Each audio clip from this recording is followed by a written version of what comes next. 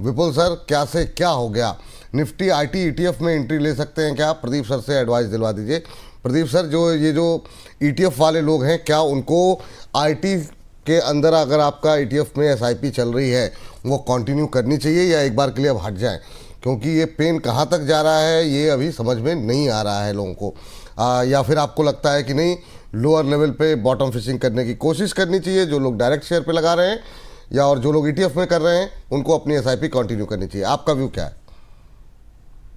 जी बिल्कुल विपुल जी, मुझे लगता है कि देखिए ऑलरेडी आईटी में अच्छा खासा डाउन साइड नीचे हम देख चुके हैं, लगातार एक तरफा सेलिंग। एंड कहीं ना कहीं ये अनप्रिडिक्टेबल था कि एआई टूल की वजह से इतना नीचे गिरेगा। और कहीं ना कहीं हर एक क्षेत्र में आप देखेंगे, बिजनेस है, फिनेंशियल एडवाइजरी हो गया, सो कहीं ना कहीं अलग अलग चीज में ऑटोमेशन पे हो गया, अलग अलग चीजों में एआई टूल लॉन्च हो चुका है। सो कहीं ना कहीं मार्केट एजम करके चल रहा है कि नेक्स्ट जो आने वाला 2 से 3 4 क्वार्टर होगा, कहीं ना कहीं एक बिजनेस पे हैम्पर हो सकता है आईटी कंपनीज का, थोड़ा बहुत प्रॉफिटेबिलिटी में घट सकता है, तो इसीलिए थोड़ा बहुत नीचे आया है। लेकिन मैं बोलूंगा, अगर आपका लॉन्ग टर्म व्यू है, अगर आपका 12 से 15 मंथ का 2 साल का व्यू है, तो कुछ भी प्रॉब्लम नहीं है। एसआईपी को आपको कंटिन्यू करना चाहिए। ऐसा नहीं है कि आपने एक व्यू से लिया है और थोड़ा बहुत 10 12 13% नीचे आने के कारण आप निफ्टी ओवरऑल आईटी इंडेक्स पे देखिए, स्टॉक स्पेसिफिक वो अलग हो जाता है, क्योंकि small cap mid cap Nifty IT पिटता है, लेकिन लार्ज कैप आईटी कहीं ना कहीं ज्यादा नीचे नहीं आएगा। तो मुझे लगता है कि फिर से बाउंस बैक पॉसिबल है। थोड़ा और वेट करके जाइए। आज तो देखिए अभी 4.5% नीचे है। अगर अभी निफ्टी आईटी इंडेक्स देखेंगे 31,536 के आसपास का प्राइस चल रहा है। अगर थोड़ा सा भी नीचे अगेन आपको 1000 से 1500 पॉइंट नीचे मिलता है तो आपका और ज्यादा इंक्रीज करना चाहिए। एसआईपी को रुकना नहीं करना चाहिए। और बात तो सर सही है, मार्केट भी आज ही वैलेंटाइंस डे मना रहा है, और हमारा सर अंशुल सर भी बहुत बढ़िया है। सर मैं अभी और एक चैनल पे सुबह सुबह बैठा था, मैं और अंशुल सर ही। सर वहां पे अलग ड्रेस में थे और तुरंत 5 मिनट पे ड्रेस भी बदल, चैनल भी बदल। तो कहीं ना कहीं देखिए सर के मन में भी खुशी का माहौल बहुत ज्यादा है आजकल। नहीं, वो सब मतलब देखिए, ऊपर ऊपर से चाहे जो बोले, है ना, मतलब वैलेंटाइन डे सर की मेरा टीम से बोल रहा है, देखो देखो अंशुल सर का ड्रेस चेंज हो गया। मैं भी अभी देख रहा हूँ, 2 मिनट पहले अलग ड्रेस, अब 2 मिनट बाद अलग। वो ऊपर मतलब ऊपर चाहे जो बोलते हैं ना टीवी में, लेकिन वैलेंटाइन डे की अपनी अलग तैयारी उनकी चलती रहती है, सर ताकि देखिए, हर जगह खरबूजे से संभावनाएं देख के बनी रहे उनकी। खरबूजा रंग बदलता है। तो एक खरबूजा कलकत्ते में बैठा है, उसको देख के बनारस में रंग बदल गया, तो इनमें कौन सी बड़ी दिक्कत हो गई? ना ना ना, दिक्कत कहाँ है सर? और आप लोग अभी ऊंट पहाड़ के नीचे आया कहाँ है? साल 6 महीने शादी होने तो दीजिए। लेकिन मतलब जो है, जो जिस तरीके से आप मतलब तैयारी कर रहे हैं ना 14 फरवरी को लेकर के, कपड़े बदल बदल करके, ये भी अद्भुत है। बहुत शानदार, बहुत शानदार। कपड़े ही बदल रहे हैं सर, कपड़े ही बदल रहे हैं। हाँ, बस बस बस वही शुरुआत ऐसे ही होती है सर, छोटी छोटी, फिर क्रांति बाद में आती है। हाँ, लेकिन हमारे सुमित सिंह जी एक दर्शक हैं सर, वो कह रहे हैं, hello Anshul sir, I am planning to start a monthly SIP in ACC. Do you think it has a potential to become the next Ultratech Cement? Kindly review its fundamental for a long-term investment. तो ACC में sir ये SIP करना चाह रहे हैं और कह रहे हैं, क्या ये भविष्य में अल्ट्राटेक सीमेंट जैसा प्राइस इसमें देखने को मिलेगा? क्या व्यू है आपका? Sir ultimately ACC, Sanghi cement और एक और कौन सी थी, तीनों जाके अंबुजा सीमेंट में मर्जी हो जाएंगे। तो अंबानी की एक सिंगल एंटिटी अंबुजा सीमेंट बचेगी, इसका भी शायद नाम बदल के अंबानी सीमेंट हो जाए, अदानी सीमेंट हो जाए, या फिर अंबुजा सीमेंट ही रह जाए, या जो भी है। मतलब अदानी ग्रुप टोटली कंसोलिडेट करके एक सिंगल एंटिटी बना लेगा अंबुजा सीमेंट के अंडर। तो आप बेटर है कि अंबुजा सीमेंट में स्टार्ट कर दें एसआईपी, क्योंकि शेयर कन्वर्ट होके मिलेंगे, फिर वो टैक्स वाला लफड़ा और वो सारी चीजें। तो बेटर है कि अंबुजा सीमेंट में स्टार्ट कर दें। और आई वुड सजेस्ट कि सीमेंट सेक्टर में रहिए, थोड़ा सा 20% पैसा small cap mid cap stocks में डालिए, प्रिज्म जॉनसन जैसे स्टॉक्स में, और मेजॉरिटी पैसा अल्ट्राटेक और मतलब अदानी और बिरला, इन दो में डाल के रखिए। तो अल्ट्राटेक ले लीजिए, ग्रासिम ले लीजिए, उसमें एसआईपी कर लीजिए, और इधर पे अंबुजा सीमेंट में कर लीजिए। 8-9 साल में 8-9% का कैगर रिटर्न है, अच्छी कैपेसिटी ऐड हुई है, गवर्नमेंट का पूरा फोकस इंफ्रास्ट्रक्चर पे है, तो बिना सीमेंट के इंफ्रास्ट्रक्चर डेवलपमेंट सवाल ही नहीं उठता। तो अगले 3-4 साल जो बड़ा सेक्टर जिसमें विनर निकल सकता है, वो आपका सीमेंट सेक्टर निकल सकता है। ठीक। और इस बीच करीब करीब 2300 दर्शक हमारे साथ लाइव जुड़े हुए हैं, 2300 से ज़्यादा इनफैक्ट दर्शक जो है हमारे साथ लाइव जुड़े हुए हैं। तो आप सभी दर्शकों से एक ही रिक्वेस्ट है जितना ज़्यादा हो सके और ज़्यादा कार्यक्रम को आगे बढ़ाने की कोशिश करें, अपने दोस्तों के साथ, अपने ऑफिस के कलीग्स के साथ, अपने परिवार के लोगों के साथ लिंक को शेयर करें, व्हाट्सएप स्टेटस पे लिंक को लगाएं, फेसबुक पे शेयर करें, जहाँ जहाँ आप सोशल मीडिया प्लेटफॉर्म पे हैं, एक्स पर हैं, तो वहाँ पर शेयर करें ताकि ज़्यादा से ज़्यादा लोगों तक से भी रजिस्टर्ड एक्सपर्ट्स की राय पहुँच सके और जो तमाम इन्फ्लुएंसर, तमाम जो टेलीग्राम, जो अलग अलग माध्यमों से गलत जानकारी मिल सक रही है लोगों को, कम से कम इस गिरावट के माहौल में लोग उससे दूर रह सकें। चलिए आगे बढ़ते हैं और केईसी इंटरनेशनल पे एक क्वेरी लेते हैं, फिर जो है आगे जो है हम अपने सेगमेंट्स को अभी स्टार्ट करना है। तो पहले ज़रा केईसी इंटरनेशनल देख लीजिए सर, हमारे एक दर्शक हैं, जानना चाह रहे हैं आपसे प्रदीप जी कि केईसी इंटरनेशनल में अभी क्या करना चाहिए। 603 के आसपास, 0.25% नीचे केईसी इंटरनेशनल कैसे देख रहे हैं आप? बिल्कुल जी, ऑलरेडी एक चार्ट में ना लो फॉर्मेशन है ना, एक डाउन ट्रेंड चल रहा है, इनफैक्ट मंथली वीकली दोनों चार्ट में ही अगर हम देखेंगे रिसेंटली जो वीकली जो एक 100 मूविंग एवरेज प्राइस था ऑलमोस्ट 772 के रेंज पे, उसके भी नीचे ब्रेकडाउन आया है। रिसेंटली जो सपोर्ट था ऑलमोस्ट वीकली चार्ट में भी 659 के अराउंड, उसके भी नीचे ब्रेकडाउन आया है। तो इसीलिए करेंट जोन से ना कोई यहाँ पे पुल बैक में अभी इमीडिएट लेवल पे नहीं दिखाई दे रहा है मुझे। नेक्स्ट जो सपोर्ट है वो बेसिकली 560 के आसपास है, तो इसीलिए इमीडिएट लेवल पे तो चार्ट वीकनेस ही रहने वाला है, कोई भी बाय करने का सलाह नहीं रहेगा। एंड अगर किसी के पास है, make sure you have to very clear about that, you need to maintain stop loss of 555 555 में एक स्टॉप लॉस मेंटेन कीजिए, बने रहिए, लेकिन फ्रेश बाय नहीं करना है और एवरेज भी अभी नहीं करना है। फ्रेश बाय नहीं करना है, एवरेज अभी नहीं करना है, ये चीज़ें ध्यान रखें केईसी इंटरनेशनल को लेकर के। और इस बीच वीएलए अंबाला जी भी हमारे साथ जुड़ चुकी हैं। अंबाला मैम, बहुत बहुत स्वागत आपका। आज तो मतलब पूरा गुड मॉर्निंग मैम, और पूरा खूनी खेल अभी जो हमारे दर्शक टिप्पणी कर रहे थे देखने को मिल रहा है। उम्मीद नहीं थी कि ट्रेड डील होने के बाद इस तरह की सिचुएशन से डील करना पड़ेगा। 293 अंक नीचे, नए लोज बनते हुए 25,513, अब तो लग रहा है 25,500 भी बचा पाएंगे या नहीं। 1.25% नीचे निफ्टी इस समय ट्रेड करता हुआ। 25,500 टूटा तो क्या होगा अंबाला मैम, बताइए जरा। डर जाएंगे सभी लोग सुन के, इसलिए मत पूछिए ये सवाल। अभी क्या करें ma'am?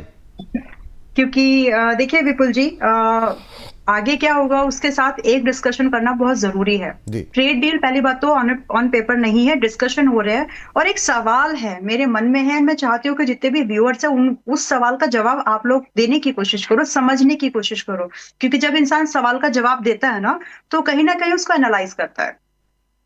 What do you think, क्या ये ट्रेड डील है हमारे फायदे की, इंडिया के फायदे की? उस जवाब को आप कमेंट्स में लिखने की कोशिश जरूर करना, आपको जवाब मिल जाएगा कि क्या हो सकता है आगे। अब दूसरी बात ये कि बजट के बाद जो एक थोड़ा सा रिकवरी आया, उसके बाद सीधा गैप अप, मुझे तो वो पर्सनली डाइजेस्ट हुआ नहीं था, क्योंकि मुझे पूरा लग रहा था होना यही चाहिए था कि 24,200 300 की रेंज एक बार आनी थी। वहां पर वो अगर आती तो उसके बाद की जो अपसाइड की मूवमेंट होती वो सस्टेनेबल मूवमेंट बनता था। बट उसके बाद गैप अप, 26,000 का रेजिस्टेंस, वो सारी चीजें फिर से दिखाती हैं वो इस चीज को, इस कॉन्सेप्ट को कि ये जो अपसाइड का मूवमेंट गैप अप से हो गया ये सस्टेनेबल नहीं था। क्यों हुआ, कैसे हुआ? अभी जैसे एक इसका रेफरेंस में दे देती हूँ सिर्फ। रिलायंस ऊपर चढ़ गया अचानक से, ये क्योंकि इसके साथ में न्यूज आई थी कि that it is going to buy Venezuela oil. अब कल फिर से रशियन मार्केट का ऑयल आ सकता है, या फिर हमारी टर्म्स उनके साथ जैसी हम बनाना चाहे वैसी रहेगी। अब ये न्यूज चल रही है तो इसका इम्पैक्ट क्या होगा? जिस न्यूज के इम्पैक्ट से रिलायंस ने छलांग मारी थी, अब वो जब न्यूट्रलाइज हो जाएगी तो रिलायंस वापस गिर जाएगा। अब क्योंकि हैवी वेट है निफ्टी का तो उसका असर इस पर पड़ना ही है। So saying this, analysing all this situation at one, साथ में अगर आप देखेंगे तो जो लेटेस्ट डेटा भी आ रहा है, अभी हमारा इन्फ्लेशन का ये सब डेटा भी आए, तो क्या वो डेटा जो दिख रहा है क्या वो ग्राउंड से रियली मैच कर रहा है? बहुत बड़ा डिस्कनेक्ट है उसमें। तो जो दिख रहा है या दिखाया जा रहा है, मैं उस पर नहीं जा रही, बट जो एक रियल ग्राउंड पर जो आपको दिख रहा है उसमें बहुत बड़ा गैप है और मार्केट उसको डाइजेस्ट मुझे नहीं लगता इतनी इजीली करेगी, तो इसको डिस्काउंट होना बाकी है। आईटी स्टॉक्स का जो प्रेशर है उसकी एक अपनी प्रॉब्लम कंडीशन मार्केट में आ गई है कि आईटी सिर्फ एक नया जो एंथ्रोपिक टूल आया है, ये टूल का इम्पैक्ट, आप एक एआई टूल आ गया, सिर्फ इसकी वजह से ये मत देखिए, जो मिडिल मैनेजमेंट की, लोअर मैनेजमेंट की जॉब्स थी उसका असर पड़ेगा। किसी ने इसी बात के ऊपर ज्यादा बात नहीं की पिछले महीने कि जब अमेजोन ने जब 13,000 से ज्यादा लोगों की छटनी की निकाला, माइक्रोसॉफ्ट ने जब उससे पहले महीने में लोगों को निकाला। So these are the hints, these were the hints, जिसमें कि ये दिख रहा था कि जो कंपनी इंडिया में बिजनेस लेती है यूएसए बेस्ड कंपनी से, उनके हाल क्या होंगे। तो लोग, एम्प्लॉयमेंट का घटना, बहुत सारी चीजें हो रही हैं एक साथ में, तो उसके असर पर, उस दबाव में निफ्टी की एक्सपेक्टेशन है, मैं टाइम तो नहीं करना चाहती, हो सकता है फरवरी या मार्च, लेकिन 24,200 और 300 की रेंज आएगी तो वहां से बहुत बढ़िया अपसाइड की मूवमेंट बनती है। और करंट प्राइस से ये सिर्फ 5% है, डरने की जरूरत नहीं है। इट मे साउंड की बहुत बड़ा डिप है, लेकिन बड़ा नहीं है। बड़ा 5% तो गैप अप हो जाता है हम रातों रात, तो सिर्फ 5% का डाउनसाइड पॉसिबल है। अगर आप उसके लिए तैयार हैं तो थोड़ा सा वेट कर लीजिए, और वहां पर आप डेफिनेटली हिम्मत से, कॉन्फिडेंस से ईटीएफ, निफ्टी ईटीएफ में पैसा लगा सकते हैं, या फिर अपनी पसंद की हैवी वेट्स, चाहे वो रिलायंस हो, एचडीएफसी हो, भारतीय एयरटेल हो, ऐसे स्टॉक्स पर नजर बना करके रख सकते हैं। बट अभी downside is very much possible and it has to be this time. जी चलिए ठीक है, ये बात यहाँ पर निकल के आई है, लेकिन इस पर मतलब मेरी थोड़ी सी एक मतलब डिसएग्रीमेंट है। ट्रेड डील को लेकर के आपने कहा क्या वाकई में इंडिया के लिए सही है कि नहीं सही है। मैं आपसे पूछ रहा हूँ कि और क्या हो सकता था, क्योंकि एक तरफ एक ऐसी सुपर पावर जिसके साथ या तो आप डील करेंगे या नहीं करेंगे। डील करेंगे तो फिर अगर नहीं करेंगे तो वो आपके लिए ज़्यादा घातक साबित हो रही थी। आपके एफआईज जो है लगातार सेलर बने हुए थे, कम से कम पिछले 5 दिनों से एफआईज लगातार आपके पास आ रहे हैं। दूसरा, आपके एग्री प्रोडक्ट्स ऑलमोस्ट ज़्यादातर जो है वो अभी तक उस दायरे में नहीं है। अगर ये डील नहीं होती तो हमारी सिचुएशन क्या होती, जो भी डील हो रही है। निश्चित रूप से डील का मतलब ये होता है कुछ चीज़ें आपको कंप्रोमाइज़ करनी पड़ेंगी, और जो शक्तिशाली होता है उसके हाथ में पावर ज़्यादा होती है। जब भी आप कोई इस तरह की डील में किसी के देश के साथ, भारत किसी कमज़ोर देश के साथ करेगा तो वो अपनी बात बनाने की कोशिश करेगा। तो वो मुझे थोड़ा सा, ये मुझे तर्क थोड़ा सा, बाकी इन्फ्लेशन को लेकर के नंबर सही है कि नहीं सही है, अब वो तो जो गवर्नमेंट डेटा देगा आपको, या तो आप उस डेटा को नहीं मानो या मानो। दुनिया में जो नंबर जा रहे हैं वो यही डेटा जाएंगे, चाहे वो जीडीपी के हों या इन्फ्लेशन के हों, और जो आप और हम बैठ करके एनालिसिस करेंगे वो उसी नंबर पे करेंगे। तो आप चाहें या ना चाहें आपको उन्हीं डेटा पे भरोसा करना पड़ेगा। तो वो ये जी कुछ कह रही हैं आप? बस बात इतनी सी है कि हम विश्व गुरु का टैग लेकर चलते हैं, तो फिर हम जब ये तो पॉलिटिकल कमेंट हो गया। ये पॉलिटिकल वाली बात नहीं है। नहीं विपुल जी, पॉलिटिकल वाली बात नहीं है। हम एक बहुत बड़ा मार्केट है, हमारे पास नेगोशिएशन की तर्ज और हमारी कंडीशंस बन सकती होनी चाहिए थी। मतलब जिस लेवल पर हम लोग, मैं जियोपॉलिटिकल कंडीशन पे जा रही हूँ ना कि पॉलिटिकल कंडीशन पे, जिस तरह का काम हमने पिछले 10 सालों में बहुत रिलेशंस को इम्प्रूव करने के लिए किया है, फिर जो हमारी नेबरिंग कंट्रीज है, जो हमसे भी अंडर वैल्यूड सिचुएशन, ताइवान हो गया, बांग्लादेश हो गया, वो जीत जा रहे हैं हमारे ऊपर कंडीशंस, और जीरो टैरिफ से हम 18% की जो हमारी जर्नी है, हमारी इकोनॉमी इस चीज को डाइजेस्ट करने में समय ले लेगी। 0% तो आप उसको भूल ही जाइए, क्योंकि वो सिचुएशन बिना ट्रंप के थी और अब ट्रंप के साथ है, तो 0% तो अब दुनिया में कहीं नहीं है, तो उससे तो तुलना करना ही, हाँ 0% बांग्लादेश पर 0% टैरिफ कर दिया उन्होंने, अपनी कंडीशन रख दी है। ये अधूरी जानकारी मैम। 19% टैरिफ है, 19% टैरिफ है। हाँ 20% से 1% कम किया है, 19% टैरिफ है, अभी भी इंडिया से 1% ज्यादा है। तो कुछ प्रोडक्ट उनका यूज होगा। हाँ चलिए, अब इस पे ये बहस जाएगी, हम लोग मार्केट से भटक जाएंगे। चलिए आगे बढ़ते हैं। हाँ, मार्केट से नहीं भटकना है हमको, क्योंकि काफी लोगों की टिप्पणियां और सवाल जो है यहाँ पर निकल के आ रहे हैं। तो शुरू करते हैं मार्केट में। हाँ जी, स्पेशली आज के मार्केट में लोगों के सवाल और ज्यादा होंगे। हाँ तो चलिए, जो है इस बीच करीब 2750-2800 लोग हमारे साथ जुड़े हुए हैं, तो आप लोग भी अपनी टिप्पणियां देते रहिए इन तमाम विषयों को लेकर के भी।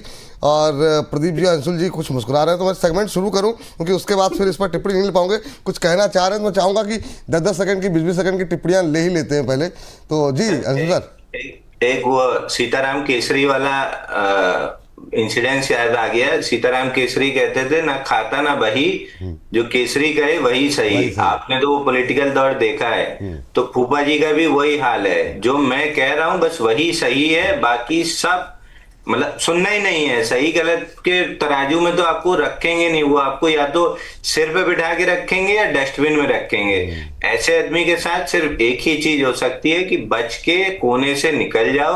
तानाशाह तो है नहीं कि जिंदगी भर बैठेगा, 3 साल और झेलना है, चुपचाप जेल जाल के खत्म करो, उसके बाद फिर।